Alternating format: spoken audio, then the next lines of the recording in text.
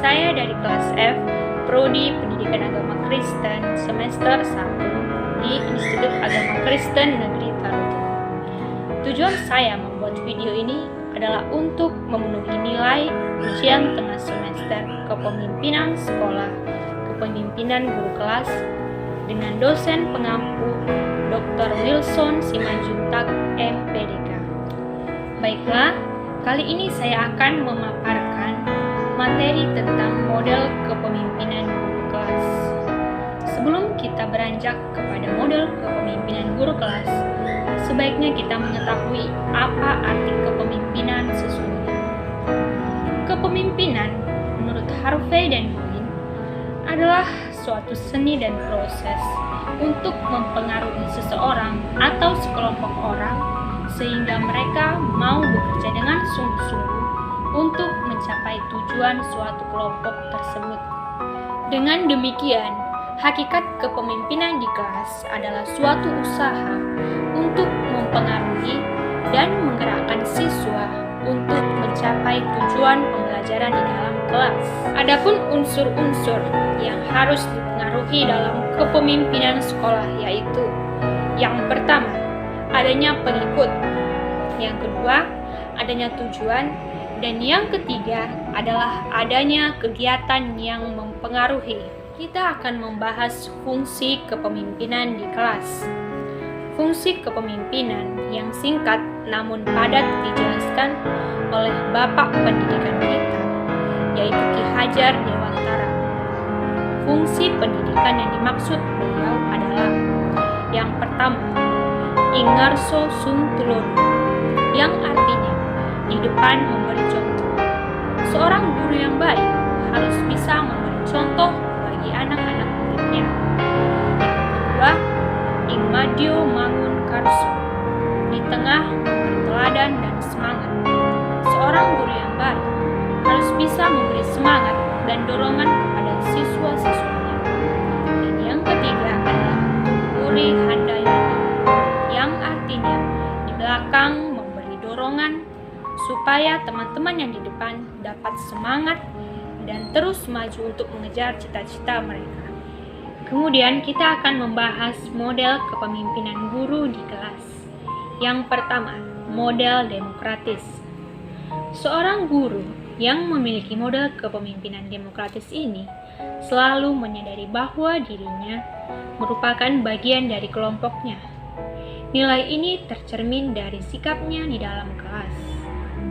Saat mengambil keputusan, misalnya saat mengambil keputusan, siswa diajak untuk menentukan suatu keputusan yang akan disepakati secara bersama agar siswa memiliki tanggung jawab yang besar.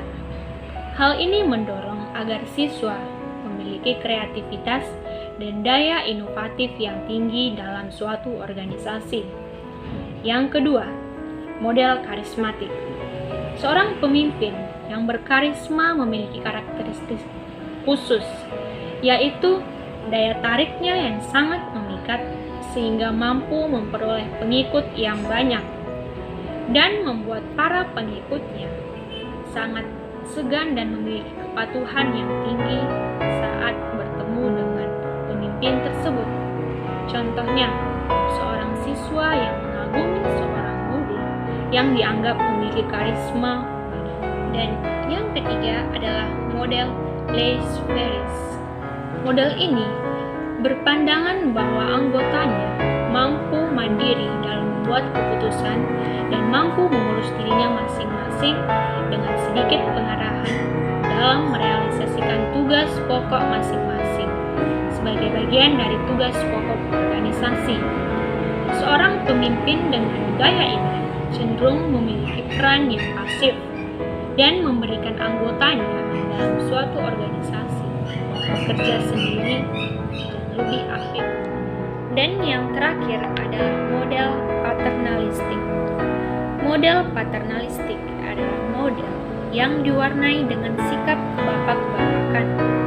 Dalam arti, dia lebih mengayomi, melindungi, dan menolong anggota organisasi yang dipimpinnya. Pemimpin dalam tipe seperti ini banyak diidam-idamkan oleh para siswa, karena sifatnya yaitu yang ramah, menolong, dan mampu membantu dalam suatu organisasi sehingga siswa yang diajarkannya lebih mendapat kasih sayang dan dapat mengerti dengan baik. Baiklah, dari kelima model kepemimpinan yang sudah saya jelaskan sebelumnya, kepemimpinan tersebut saling mengisi dan saling bervariasi disesuaikan dengan kondisi dan tujuannya. Dengan kata lain, dalam mencapai suatu keefektifan, seorang guru harus memiliki peranan dan model kepemimpinan yang dapat disesuaikannya dalam kondisi dan tempat tertentu. Dalam kenyataannya, seorang guru mempunyai 3 kemampuan dalam meningkatkan nilai pengalamannya di lapangan. Yang pertama, kemampuan analitis, yaitu kemampuan yang lebih baik untuk menilai tingkat pengalaman dalam melihat dan memotivasi situasi siswa dalam hal melaksanakan pembelajaran di kelas. Yang kedua, kemampuan untuk fleksibel, yaitu kemampuan untuk menerapkan gaya kepemimpinan yang paling tepat berdasarkan analisis situasi tertentu. Dan yang ketiga, kemampuan berkomunikasi, yaitu kemampuan untuk menjelaskan kepada siswa tentang ruang lingkup materi secara jelas, padat, dan mudah dipahami oleh seluruh siswa dalam kelas tersebut. Sekian yang dapat saya paparkan mengenai materi model kepemimpinan guru kelas. Semoga apa yang saya sampaikan dapat menambah bekal dan ilmu pengetahuan bagi kita para mahasiswa dan mahasiswi, dan dapat mudah dimengerti bagi para penonton dan pendengarnya.